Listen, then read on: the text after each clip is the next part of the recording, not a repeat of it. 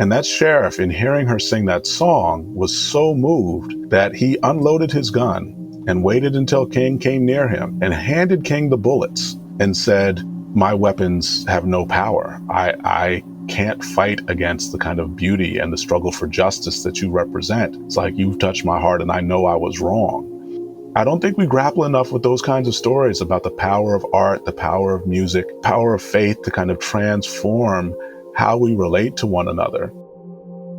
It's not every day that you have the honor of meeting a national treasure who's creating new art genres and movements to help us expand our imagination and stretch our understanding of what's possible. First inspired by Marvel and DC Comics in his youth, Dr. Walter D. Greason is the Distinguished DeWitt Wallace Professor in the Department of History at Macalester College. Wondering why there weren't Black people in the futures presented in classic sci-fi stories, Walter became one of the founders of Afrofuturism, a new lens to reimagine a tomorrow that's inclusive for all. He also gave the world the Wakanda Syllabus and helped bring the fictional city of Wakanda to life in the Marvel Cinematic Universe's Black Panther blockbuster films.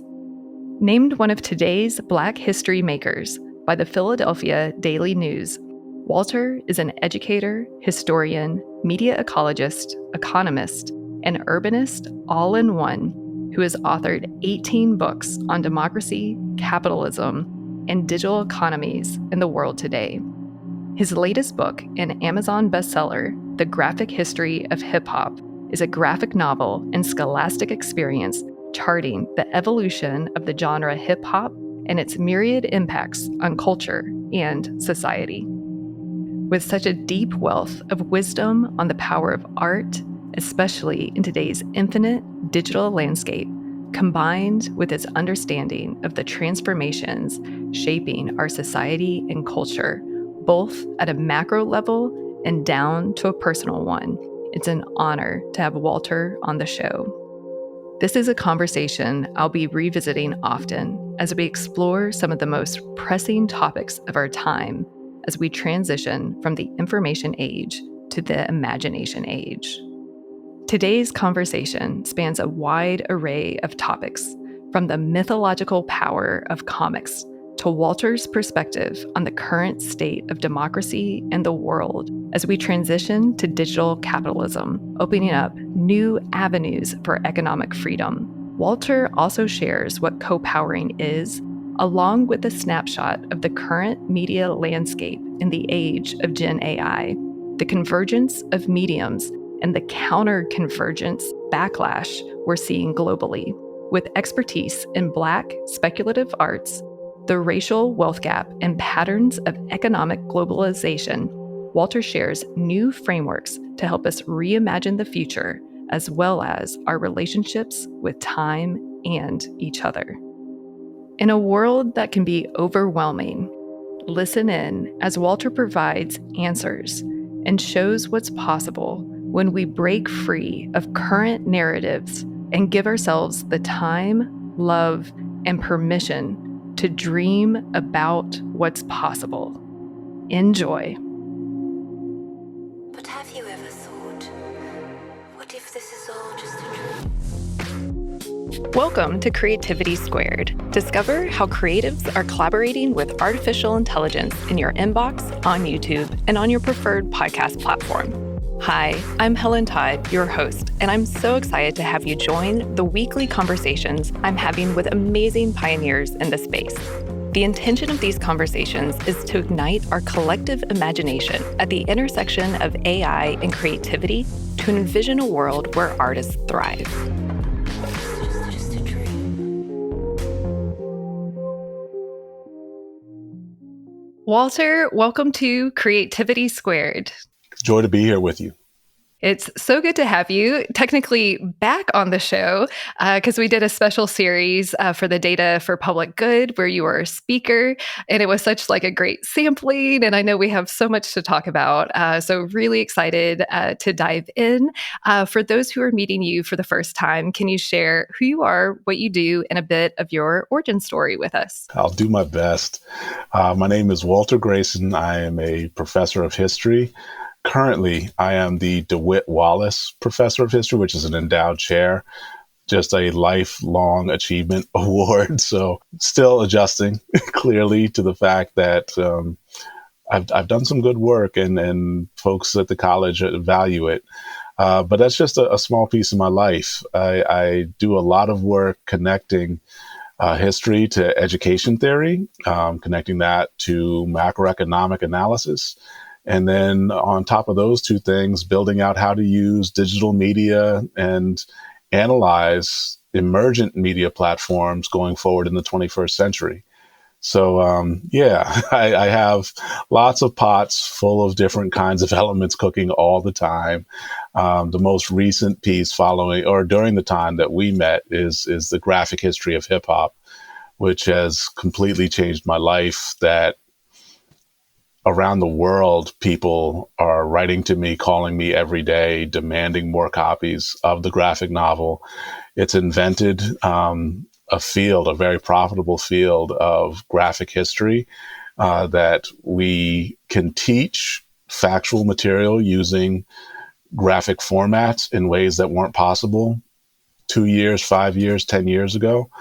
And so this has become the hottest field in the world for scholars is, can you produce art that speaks to your research? And so that's a lot of what I'm doing right now is showing people how to convert texts into images and into sounds in ways that help people learn more effectively. Congratulations, first and foremost, on the success of the graphic history of hip hop. What did you say in our last conversation, that it was like on the Amazon bestseller for how long? At the debut, it was #1 for over 2 months. And we just got back. We had our all-time peak on Amazon, I think a week ago. We were at New York City for New York Comic Con, and that blew us right back up to the top of the chart again. So it's just been unbelievable. Congratulations. And one reason that I'm so excited to have you on the show is part of Creativity Squared is to help envision a future where artists not only coexist with AI, but thrive. And it's a platform. I use artists as, the vehicle, but it's really, if artists are thriving, everyone's thriving in society, And so much of your life's work has been about envisioning a different future. And I'm so excited to have you on the show to dive more into these concepts as all the listeners and viewers are trying to wrap our heads around what's here and what's happening. And so much of your work centers around the intersection of democracy, capitalism, and digital markets. So to start with, can you give us a snapshot or a time capsule of sorts of the current state of these three and what you're seeing from like a bird's eye view of the patterns? It's a big topic of economic globalization, where they're currently headed and what's possible when we embrace a co-powered future. And I know we introduced co-powering with Awesome and in your previous interview, but we might need a refresher for our audience what that means too. Absolutely. So I'll be a little succinct with the big concepts and then tie it all back together through the frame of co-powering and what we see Twin Cities Innovation Alliance doing with Awesome and Marika. So democracy is in crisis. One of the biggest areas of concern for me is the consensus that emerged from World War II around an international order that protects human rights is actively under assault. And there is a large international coalition led by conservatives in North America, by autocrats in Asia and Europe and Russia that want to reinstate a world of empires and dictatorships that existed in the 19th and the early 20th century.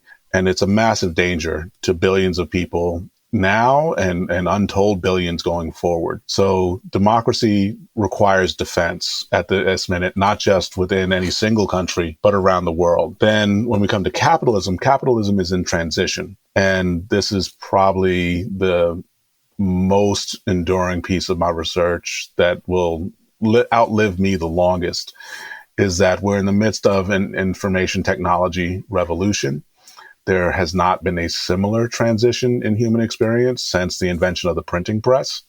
And so I teach constantly about the need to understand what capitalism is, what it was to have agricultural capitalism versus industrial capitalism.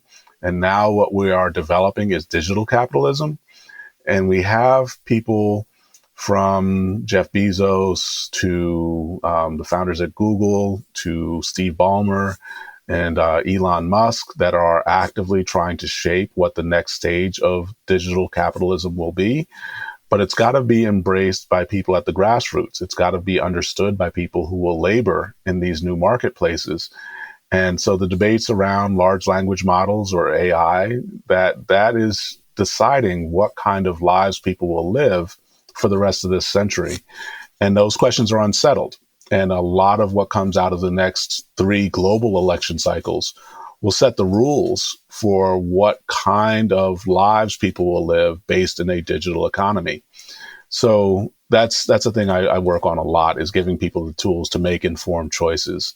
So that's democracy. And then capitalism. Digital markets are the kind of subset of this question that I remember when I started teaching students about digital markets more than a decade ago, we would talk about the way their devices would listen to them. And they couldn't imagine that their phone would track their behavior, or their laptop might focus and kind of tune in and be under someone else's control to pick up what's on their camera or what's on their microphone. And I remember it was groups of students who were like, is that why they keep trying to sell me socks after I Googled socks?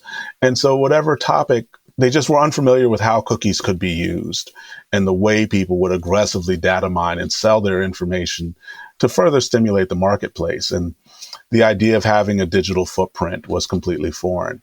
And we're just at the initial stages of that becoming part of everyone's lives. But I'll be very frank, for me, from the first moment I saw what Facebook was, I was like, oh, this means all of us are now compiling a digital profile, and everything we do online will be visible to people that we'll never meet.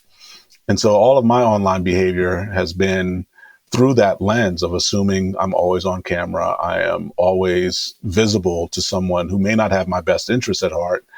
And that has helped me build a variety of different initiatives and programs and businesses, and helps people figure out how to interact in the digital marketplace in a way that empowers them. And the things that I've seen that have been the most impactful are things that I teach around passive income, that people don't have to rely on a single job or even a set of part-time jobs in order to maintain quality of life. And so during COVID, what was really apparent to me is that when people could not go into work in the same way, that they had to manage their time at home differently, all of a sudden these people were starting up small businesses and quote unquote side hustles and extra gigs that were making them much more financially free. And so I could spend the rest of my career studying the economy in 2020, 2021, 2022, because it enables people to have a higher standard of living that's not as dependent on having a single full-time employer. And so that's part of the shifts of what's happening in digital markets, is that if we just allow ourselves to be consumers, we're losing out on the ways that we can be producers and distributors and people who maximize the commercial digital market space for our own interests. Thank you. Could you also mention co-powering and what that means and how it all plays into all of this as well? Yeah, so the concept of empowerment had gained enormous traction over the last 30 years, of the way people who are in authority can share authority or share resources and allow people to have more say about what they can accomplish. But co-powering moves us beyond the empowerment paradigm. And it's very much what I was talking about with digital markets, is that when people have the ability to use tools and resources that they have access to on their own terms, there isn't someone with vastly more money or more education dictating the way someone can improve their lives and the range of options they have. Co-powering allows us to define the options for ourselves and to find paths that really someone in authority might not see or they might be threatened by. And that's the piece that actually lets us achieve human freedom in a deeper, more profound, and more enduring way. That, like I said, it's not just relying on a single employer or even a group of employers, that you can be anything within the society, within the economy that you hope to achieve.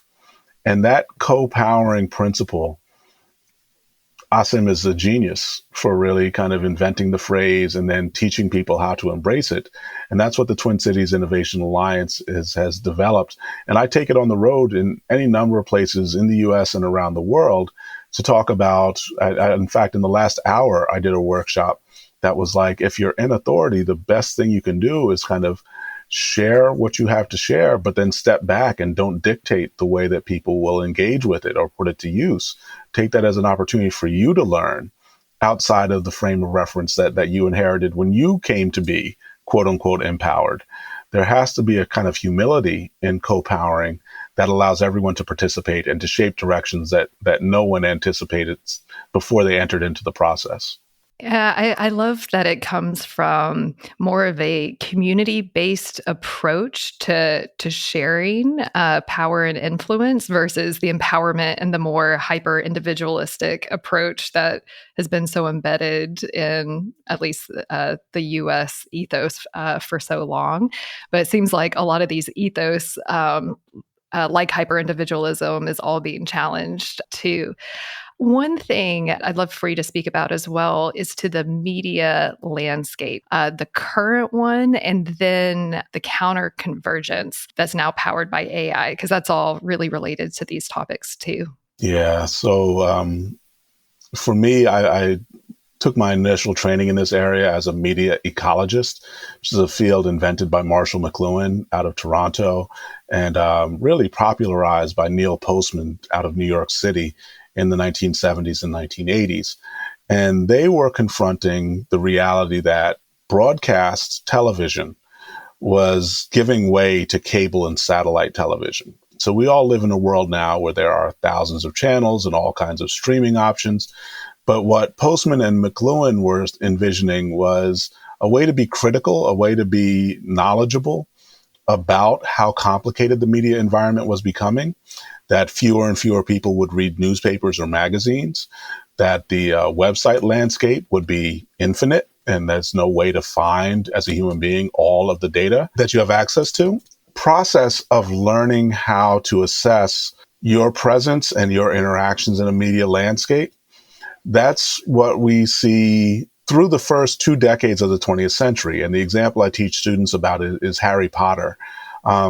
That with the creation of those novels, they were then used by corporations to open up all kinds of new platforms for content creation. Harry Potter wasn't just the books, it was also the movie series and this generational experience of growing up watching those stories. It was also creating Hogwarts as a physical place for people to visit and to have these kinds of costumes. And we now have Quidditch teams all over the world that actually participate in this fictional sport. It's become real. And so that's what convergence media is. Media scholars began to talk about how did content in one genre transform into an entire human experience. The piece that I've done the most with in this area of convergence media is the Marvel Cinematic Universe. So my entire approach to literacy was grounded in reading Marvel and DC comics as a really young person. And by the time I was in undergraduate and graduate school, I was theorizing around the mythological power of comics to shape people's sense of what they could strive for. But in the first 7 years of the 21st century, I worked with writers at Marvel Comics, Christopher Priest and Reginald Hudlin, when they reinvented the Black Panther character. And because I was studying urban design and urban planning, what I brought to them was, well, if you're going to talk about this character and his family and the people involved in his nation, it's like you need to have a really specific idea of how the country is designed. Like, where are the roads? Where are the rivers? What's the telecommunication system? You have this weird metal called vibranium. What does that mean for the ongoing technological development of the entire society? And this completely revolutionized the way people wrote about the character. I think last time I looked, over 60,000 people working for Marvel had studied the kind of encyclopedia that I put online about, okay, this is how you make Wakanda real. And that became the blueprint for what was used in the Black Panther movie and then Wakanda Forever, both for Wakanda itself as well as for Talokan, which is where Namor or Kukulkan is from. They just made much more realistic places that became fantasy environments. But that was happening just at the moment when people started to want to shut down convergence as a media phenomenon. So 2016 is Brexit. It's the emergence of the Trump campaign. And billionaires were afraid, whether it was on Netflix or Amazon, any number of different emergent media platforms, that there were too many people getting too many voices a chance. And so for me as an Afrofuturist, there were stories like Lovecraft Country or the Watchmen series on HBO that were pushing the edges of what Afrofuturism could do, but they were considered as threats to the social order. Jordan Peele and the series of films he's done, Get Out and Us and Nope. These stories all are pressing and trying to break open the dam of who gets to control narrative in the world. And so by the time we get to 2020, there's a real sense that, and I call it counterconvergence, that only a few people should be in charge of these media landscapes. We can't allow but so many people to craft the stories that people have access to. The global protests in the wake of the killing of George Floyd here in Minneapolis drove a lot of that. The worry that what we've seen Ron DeSantis and Elon Musk call woke, or they call it the woke mind virus, is explicitly about using counterconvergence to shut down the avenues for people to express themselves. And so counterconvergence in our media landscape is about narrowing the possibilities of our imaginations. And so this has deep philosophical implications in the 21st century. The people who are pushing counterconvergence want us to move towards empire, where if you're not shown something is possible, you'll never dream of an alternate possibility. And that they want to standardize in the way that industrialists used factories to kind of manufacture cars and spark plugs and every other kind of physical technology of the 20th century. They want to use counterconvergence to standardize our imaginations and what we think is possible and what kinds of languages we can speak. And that's, to me, is impermissible. It's a massive violation of our human rights. But unless we stand up and fight for it as individuals, as communities, we will lose the access to this vast frontier that can really create a much freer world over the next 50, 60, 70 years. There's so much in all of your answers and different ways to go. But one thing that came to mind as you were speaking is in terms of like controlling the narrative. And this Scott Galloway has said in some of his presentations that, you know, when we see journalists like getting laid off left and right from major media publications, some of our institutions failing, you have companies like Facebook and Meta that have a massive PR department that's shaping the narrative and spending a ton of money. So that's one thing. I did a paper a couple of years ago with a brilliant legal friend of mine that's, as we reimagine the future, we've got Mark Zuckerberg, one person with so much power that controls and making corner office decisions for 8 billion people. Like that's so much power in single hands. So that came to mind. One thing though that I was thinking about last night ahead of this interview is the control of the narrative through our current media and the fracturing of how we consume content. Like if we all are content, which I think we are, and that's where we're moving to. We're all content creators. And to your point, in this new economy, we'll all be producers, distributors, creators, and all of this. And at the same time, if we're so fractured, and this is an episode with Gertrude Stocker of like manufacturing our own realities and universes, where is the overarching story of commonality and common truth across these worlds? I was like thinking about this of like, there's great to have so many voices, but how do you find the commonality over them? So curious your thoughts on that.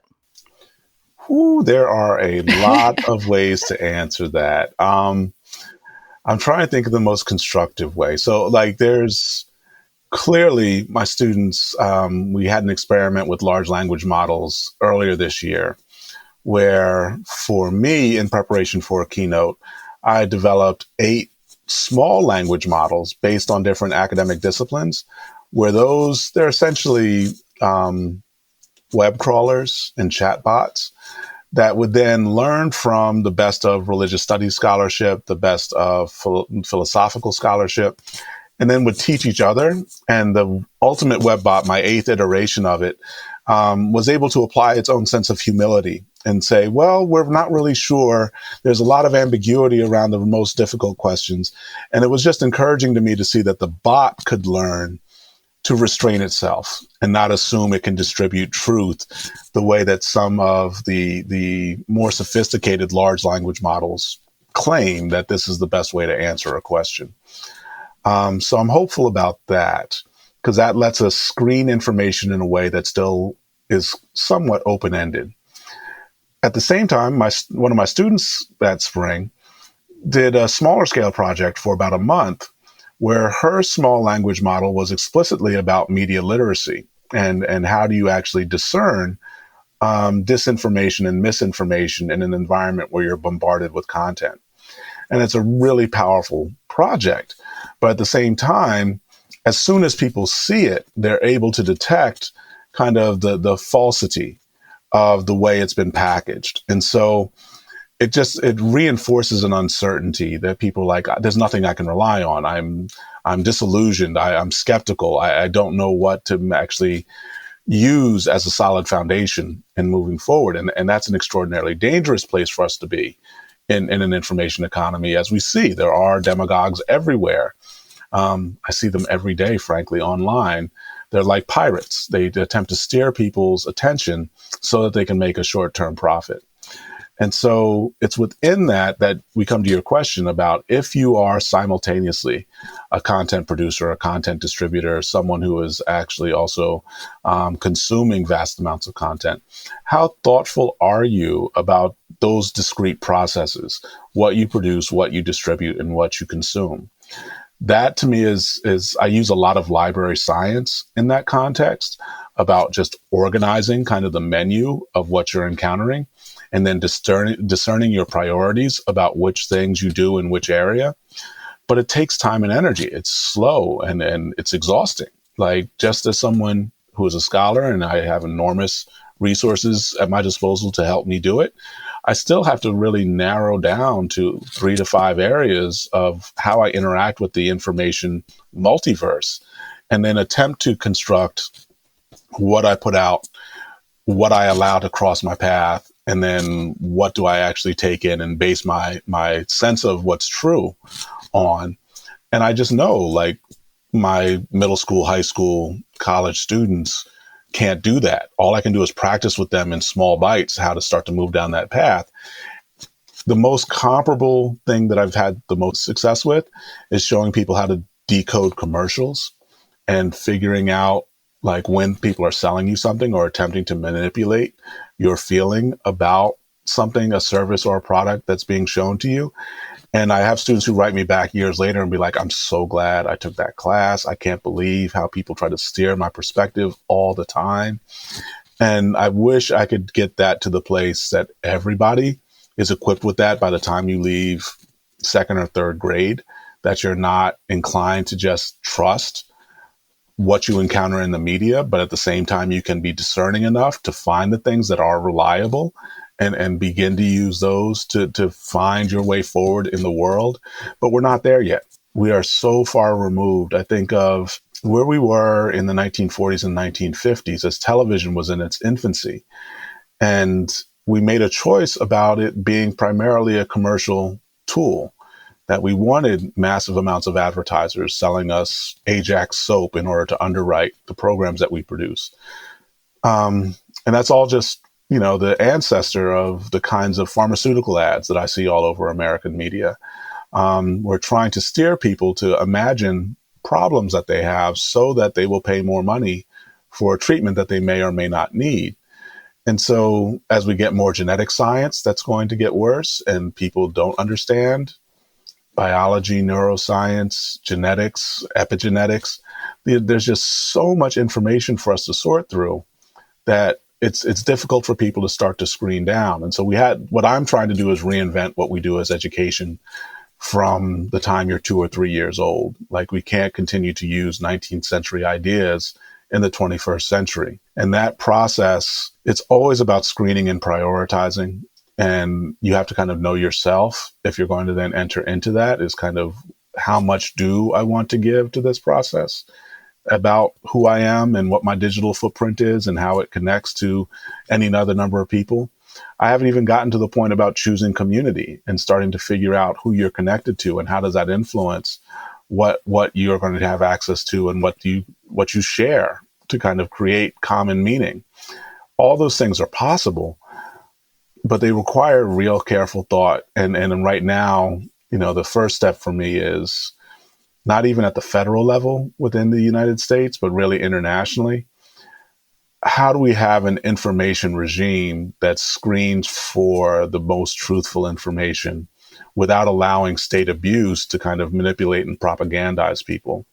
So I'm sympathetic to Mark Zuckerberg and Elon Musk and these folks who don't trust government to oversee and regulate what they can produce and distribute. At the same time, I am more sympathetic to the masses of population, the 8 billion people you mentioned, who I don't trust them. I don't trust the information managers to choose in the interests of most of humanity. And that's the lesson that strikes me coming out of World War II, is that we had a series of medical protections that came in to protect people from medical and human rights abuse. We need a similar international regime to protect people from digital and information abuse. And it's not going to be a 1 or 2 year process. Like, I fully expect it's going to take us 25, 30, 50 years to generate those agreements. But that's the process we need to start right now. I couldn't support media literacy, which I feel like we're already behind. And then there's a whole nother layer of AI literacy. And I know this is coming out right before the elections in the US. Don't believe anything that you see online, especially between now and the election, and definitely get out and vote. Walter, is there anything that you would add to this? Be a highly informed voter who understands both intellectually what you want to have access to, what kind of media world you want to be in, but also materially. Do you want more people to have success, or are you more comfortable with only a few people being more successful? There are two really different versions at the presidential level, and really at the level of the Congress and the Senate, and even in the state government. Some people want there to be more people who have middle-class lifestyles. Others feel like more people should probably struggle and aren't equipped to really maintain a middle class or wealthy lifestyle. And so whatever vision you choose, know which candidate represents you. And that's the vision where you should cast your ballot. Do you want prosperity for more or prosperity for fewer? And that fundamentally is the choice, not just in the US, but around the world. So well said. Thank you. And I will include links to media and AI literacy resources in the accompanying dedicated blog post. So one thing that you mentioned kind of casually is as an Afrofuturist, but you're actually one of the founders of Afrofuturism. And I'd love for you to share what it is, because it's such a great way, because you mentioned, that powers that be want to limit imagination. And there's so many things that, we just accept as, normalized, and that we're so stressed all the time, and so many distractions with dings and notifications and texts, that we live in this like stressed state. And I've said this in my presentation, Farewell Information Age, Welcome to the Imagination Age. Like when we're stressed and distracted, like we're not even calm enough to think expansively, because like when you're stressed, you're in like the freeze, flight, or fight mode, and you can only do one thing, and that's survival. And we've all been in such survival mode with our media landscape, not tigers and lions and bears and all those things. And it's hard because we've hyper normalized that this is somehow normal and accepted this. And yeah, I don't think a lot of us give us permission to dream bigger and dream differently. But Afrofuturism is a vehicle to do that. So I'd love for you to share more about Afrofuturism.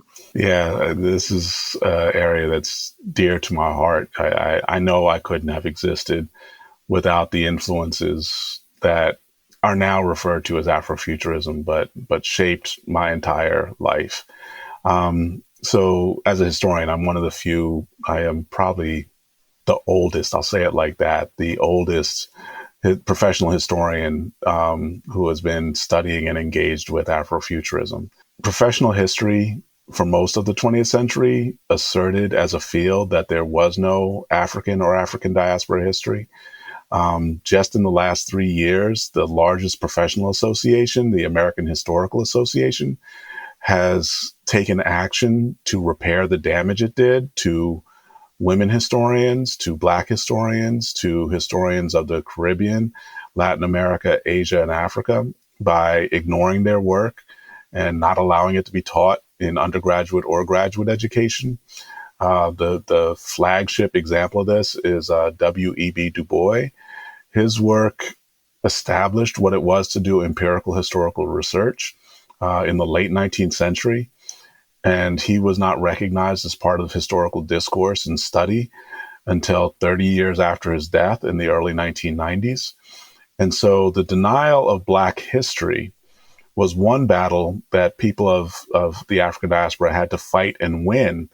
And in the midst of that, as that battle was being won in the years following the Brown versus Board decision, it was really literary scholars, Black literary figures, who began to challenge the idea of, is there a future for Black people? Because writers like Isaac Asimov focused on future studies, Robert Heinlein, the greats of science fiction. They couldn't imagine substantial roles for Black people in the future. The futures were filled with white people, and there was no one else besides that. And it's a profoundly kind of genocidal assumption to assume whatever post-apocalyptic event happens, it just wipes out anybody who is not from Europe. And you look at things even in cinema like Mad Max, where you get this sense that everything is Australia. And it's primarily white Australia, no Aboriginal people. And so there's this extraordinary set of assumptions between 1955 and really the rise of Octavia Butler in the mid-1990s to then interrogate, okay, well, humanity is not just from Europe. Where are the futures for all of the different kind of people who have existed in this world? And so that Black science fiction exploration was then named by Mark Derry Afrofuturism in a conversation with Columbia students, most notably Alondra Nelson. But that then still didn't become common language. Basically, a decade later, 2005, with Black Lives Matter, people started to say, well, we've got to imagine futures for people, or else we're kind of consigning them that their deaths and their marginalization is perpetual. And it was a decade after the emergence of Black Lives Matter that basically you started having large conferences of people coming together, calling themselves Afrofuturists. And it was primarily artists. It was folks who were novelists, graphic artists, musicians. Hip hop has a huge role in Afrofuturism with artists like Andre 3000 or Busta Rhymes or Missy Elliott, that they're using different kinds of fashion and style, that they're showing different ways to be Black that are not constrained by the traditions of the 20th century. Sun Ra, as an experimental jazz musician, was a forerunner of a lot of that work. And so Afrofuturism is really at its root about imagining the futures of the people of the African diaspora. One of the great phrases that came out of this period is an Octavia Butler quote, is that there may be nothing new under the sun, but there are other suns. And so this notion that, yeah, maybe not on this planet there isn't going to be freedom, but we'll go somewhere and there'll be a more free society somewhere in the future for us that couldn't exist here. And so this then influenced the work of the journalist she wrote Cast, Isabel Wilkerson, whose first book was about the Great Migration, and the title is The Warmth of Other Suns. And so that frame of reference, after the Ferguson incidents with Mike Brown and then the community uprising, the protests that even stretched forward to George Floyd in 2020, was it's possible to build a world where law enforcement and criminal justice is not so deeply racialized. And so Afrofuturism gained an enormous endorsement at that point. But it was also Octavia Butler again with my favorite two books from her are Parable of the Sower and Parable of the Talents, which basically in the 1990s scripted out what happened with the Trump presidency and what happened with the COVID pandemic. And it was actually terrifying to go back and reread those novels and see how accurately she predicted the world we lived in 2020 and 2021. And so those kinds of just evolutions of human society have made it that Afrofuturism has become a driving international force for a different kind of human civilization. My colleague Ronaldo Anderson has built a global network of over 50,000 Afrofuturists, mostly in the Western Hemisphere, but also in Europe and in Africa. And we're going to be getting together in Amsterdam for a major event in early December, so about a little over a month from now. And that work of Afrofuturism is not just about people of the African diaspora. It's saying, how do we create freer human civilizations? And so because I do it a lot with economics and creating less hierarchical economic systems, my work has morphed into what I call speculative design, which looks at different kinds of architecture and urbanization and moves us back towards the pre-modern, looking at a world that's based on mobility, especially in the context of climate change. And so how do we use less electricity? How do we produce less waste? How do we actually have a less hierarchical society that allows for all of us to live lives of dignity? And so my students study maroon communities in the Western Hemisphere, in the Caribbean and Latin America, that we need to build places like this in order for all of us to have greater freedom, where it's not so extractive, it's not so capitalistic. Scholars at UC Berkeley have pioneered the field of Black geography. And this is all built around sustainable environmental design. And that's what Afrofuturism pushes us towards, is a freer world where all of us, we can't go through days hungry and unclothed and unsheltered and without care. It's a world where we're not just the money that we make and the status we achieve. We're fed by our relationships with each other. That's such a great line about feeding each other. One thing that I really appreciate about Afrofuturism as well, that it's been kind of a theme on the show, and kind of to your point about Octavia Butler, is that there's so many narratives out there now that are more dystopian and the negative about what's to come. So it's like that whole thing of where our attention goes, energy flows. It's like we're all putting our energy towards these dystopian outcomes versus a more utopian leaning, like the Afrofuturism, like Wakanda and Black Panther. I think that highlights a more positive vision of the future. And one thing too, in just our discussions, I really appreciate how you like to challenge like assumptions that are embedded into society. And I think one that sits kind of in the middle of this is from this activist that I follow. I'm going to have to get her name.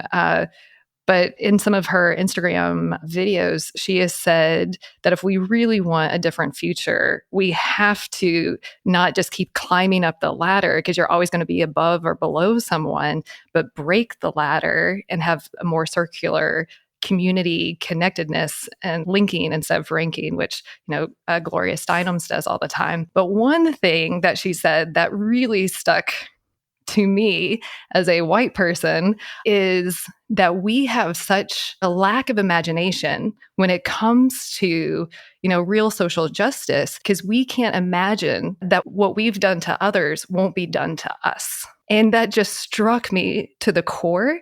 And when we talk about challenging assumptions, a world without conflict, where there can be different futures, I'd love to kind of hear your reaction to that and anything that you want to add about how we limit our imaginations. Yeah, so there's a lot in what you're connecting and tapping into there. And I would say there are a body of colleagues of mine who do educational counseling. They train school counselors about creating healing environments for people who experience trauma, and how do you recover? How do you move towards a wholer, fuller version of ourselves, just emotionally, not even always physically.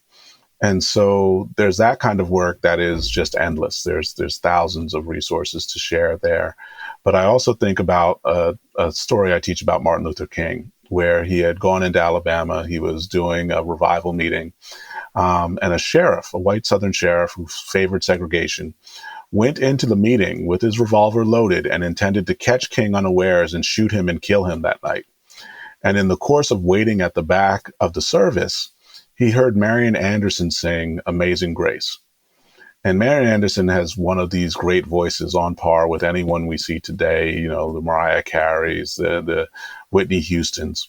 She is the legendary singer of the middle of the 20th century. And that sheriff, in hearing her sing that song, was so moved that he unloaded his gun and waited until King came near him and handed King the bullets and said, "My weapons have no power. I can't fight against the kind of beauty and the struggle for justice that you represent. It's like, you've touched my heart and I know I was wrong." I don't think we grapple enough with those kinds of stories about the power of art, the power of music, power of faith to kind of transform how we relate to one another. And that's something that is beyond the idea of vibranium and Wakanda, although they make a gesture towards it in the films about, in T'Challa being upset that his cousin forces him to kill him, and he wants to give him some grace or try to heal him before he passes. The way that you see Shuri as Black Panther forgive Namor for killing her mother, urged by her mother from the beyond to say, no, this is not who we are. We are not people who kill out of vengeance. These are profound human lessons that Afrofuturism brings us to about how do we stop seeing ourselves as Black and white and Latino and Asian? How do we affirm our humanity first and foremost when we are in contact with each other? And so that does require breaking the ladder in the way that you described. And I think of Adrienne Marie Brown on Instagram is spectacular in the work that she does to heal and recognize our fullness as humans. Back to where we started with the questions of time and its fluidity, and time as love. I think of Rashida Phillips as someone I've worked with for many years on that question. She has a new book coming out on the nature of time and how we must reinvent it. That work in terms of time and not being about the next alarm and the next email we have to send and the urgency of every single moment to be productive, that if we reclaim time in the way that we joke about with some memes about the way Congress can operate, when we reclaim our time and we connect to each other and care for each other with our time, there's no limit to the amount of goodness, the amount of healing we can offer each other. And I know I just met a theologian that was at Stanford. His name is Bayo Akomolafe. And he just did an extraordinary talk at Macalester about reinventing our sense of time as humanity, and to not allow our time to be consumed with our commercial and our labor practices, and reserving time for each other to actually live extraordinary lives together. The movement is growing, and I'm very confident that we'll move to a day where the kinds of weight and pain that we've carried and inflicted on each other can actually end, and we'll have a more humane existence here. Thank you. I think just one of the takeaways is healing just needs to happen across the board and for all of our nervous systems to calm down so that we can even be more expansive. There's so much that we could keep going. And I know that we're going to dive into a lot more of the concepts because we're really just scratching the surface with everything. But since you already kind of segued a little bit into time, but one thing that you shared in an earlier conversation is, the assumptions of where we're all at is like that time, scarcity mindset. There's never enough time. We have FOMO, all these things. But really, we can reframe that and challenge that notion of time as abundance. And I asked you, what would be your answer to or opposite of time as money? So I'll let you answer that for the audience. Yeah, so I love the question that as you posed it, it was really, like I said, it's something I teach a lot, but the moment that I got to share it with Rashida Phillips and the work that she's done with it in the years since then, it's really time is love. It's what we choose to give to each other. I actually think of one of my college roommates, a guy named Simon Tiffin. He and I went to Villanova together, and he was very harried, and I was very harried, frankly. Like we were always trying to do things and get things done. And he literally said to me, like, how do you make time? Or why is there so much squeezed into the time that you have? And I was like, well, Simon, it's not a question of finding time. It's a question of making time for the things that you value. And he had never come across a phrase like that he could make the time for the things that were most important to him. And he and I are still really tight and talk with each other on a regular basis. And that is just a different orientation. And, I can't say that was me saying that in that moment. That was something beyond this world kind of speaking through me. But that whole piece, I think they tried to show it in one of the Star Trek films. I think it was Insurrection, where one of the aliens that Picard is trying to help is showing him that he can slow down time when he's with someone that he cares about. And those moments can feel like entire lifetimes that you pack into this time, that the subjective experience just goes on and on. And in that way, you can do extraordinary things because you're escaping from the way time is measured by all of our institutional authorities. That's what I mean with the abundance of time, is that within any given moment, we can stop. And I actually do this a lot with my classes where I'm watching time very intently, but I'm trying to cultivate for the students the fact that it seems like the time will never end. There's so much, it's passing quickly for them, but it also feels like they never want it to end. And so that kind of effect, it shouldn't just be in schools. It shouldn't just be in the homes when we're coping with some of our kind of deepest emotional connections. There are ways we can choose to extend time or to abbreviate time based on where we're at. That again it's teachable, but we don't teach it very often. Well, that is such a good teaser for our next conversation. We can kick off with time. I know from our last conversation, I've just been more aware of my relationship to time. And, I've actually paid for a course a couple of years ago of like how to get into flow state, but we've all experienced it. Like when time kind of disappears and we're in the zone, whether of athletes or business leaders or artists. So I find this very fascinating because we're being called to use our imaginations, and we need to give ourselves permission and the calm relaxedness to be able to think expansively too. So all of this works hand in hand as we're imagining our future. If I add one little thing to add, it's just this morning I watched the most recent episode on Disney Plus of Agatha All Along, which is this extraordinary piece of art that they've done. But the episode they just posted was about one of the women in the coven with the main characters experiencing time slippage, where she was moving in 1 second from hundreds of years ago to the present, to weeks ago, to moments and days ahead. And it ends with what looks like is her death, but it's actually the very beginning of her life.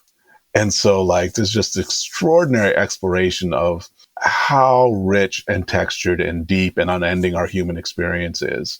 And so, like, this conversation is happening all around us. When you see it on a Disney program, like it's just the consciousness is changing. And so there's a lot we can accomplish together. Well, and one of my favorite films that explores this in a different way is Arrival, Yes. which was based on a Ted Chiang novel, which I'd love to have him on the show if anyone knows Ted Chiang. And then Denis Villeneuve, who's like such an amazing filmmaker. But it's like a show about aliens, but it's actually about the importance of language and connection and our relationship to time. And some review on YouTube I watched, so these aren't my words, but it was like the way that Denny uses the language of film to reinforce our relationship to time is just, it's a masterpiece of filmmaking. No, the mother-daughter relationship in that film, I've watched that film hundreds of times just because I love the way it's crafted. And some of the most important people in my life pointed it out to me because they knew the kind of work I was doing. And yes, you are now gold star kind of in my life. We shared a moment talking about Arrival. I love it. I recommend it. It's a very slow movie, especially compared to, TikTok attention spans, but it's beautiful in every aspect. So I could geek out about it, Arrival all day with you. Anytime. Well, Walter, before I let you go, one question I ask all of my guests is if you want our listeners and viewers to remember one thing, what's that one thing that you want them to walk away with today? Today, I posed a question online a couple weeks ago, and I would love it if viewers would share their opinions with me, particularly on social media or even just on their own streams that I might stumble across. It's an impossible question. What is the best Wu-Tang Clan song ever produced? I love it. I'll try to add polls to our social content when we publish this interview and get the feedback. It is such a pleasure, and I know we're just scratching the surface. Thank you so much for sharing your time, your energy, your presence, and so much of your life's work and what you're passionate about. It really means the world to me, so thank you. Honored to work with you anytime. Thank you. Thank you for spending some time with us today. We're just getting started and would love your support. Subscribe to Creativity Squared on your preferred podcast platform and leave a review. It really helps. And I'd love to hear your feedback. What topics are you thinking about and want to dive into more? I invite you to visit creativitysquared.com to let me know. And while you're there, be sure to sign up for our free weekly newsletter so you can easily stay on top of all the latest news at the intersection of AI and creativity. Because it's so important to support artists, 10% of all revenue Creativity Squared generates will go to ArtsWave, a nationally recognized nonprofit that supports over 100 arts organizations. Become a premium newsletter subscriber or leave a tip on the website to support this project and ArtsWave. And premium newsletter subscribers will receive NFTs of episode cover art and more extras to say thank you for helping bring my dream to life. And a big, big thank you to everyone who's offered their time, energy, and encouragement and support so far. I really appreciate it from the bottom of my heart. This show is produced and made possible by the team at Play Audio Agency. Until next week, keep creating.